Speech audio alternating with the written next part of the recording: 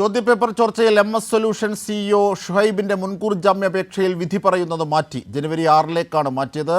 വിവരങ്ങളുമായി ജോഷില ചേരുന്നു. ജോഷില, എന്തൊക്കെയാണ് ഇതിൻ്റെ പുരോഗതി? ഇപ്പോഴത്തെ കോടതിയുടെ മുൻകൂർ ജാമ്യം മാറ്റിവെക്കുന്ന നില അടക്കമുള്ള വിശദാംശങ്ങളിലേക്ക് പോയാൽ. അജിംഷാദ്, മുൻകൂർ ജാമ്യാപേക്ഷയിൽ വിധി പറയുന്നതാണ് ഈ മാസം 6 മാറ്റിയിരിക്കുന്നത്. എന്തായാലും വലിയ രീതിയിലുള്ള വാദപ്രതിവാദങ്ങൾ കോടതിയിൽ ഇതുമായി ബന്ധപ്പെട്ട് നടന്നിരുന്നു.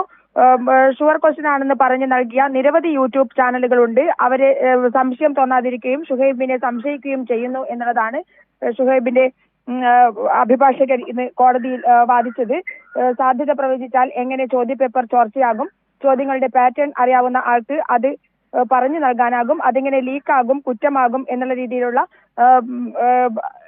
രീതിയിലായിരുന്നു അഭിഭാഷകൻ ഇന്ന് കോടതിയിൽ വാദിച്ചത്. അതേസമയം തന്നെ ഷുഹൈബിൽ ഇതിൽ ചോദ്യപേപ്പർ ചോർച്ചയിൽ ഷുഹൈബിന് പങ്കുണ്ട് എന്നുള്ളത് കൃത്യമാണെന്നും ഷുഹൈബിനെ ചോദ്യം ചെയ്താൽ മാത്രമേ മറ്റ് ആർക്കാണ് ഇതിൽ ഇൻവോൾവ്മെന്റ് ഉള്ളത് എന്ന് അറിയാൻ സാധിക്കുകയുള്ളൂ എന്നുമാണ് പ്രോസിക്യൂഷൻ വാദിച്ചത്.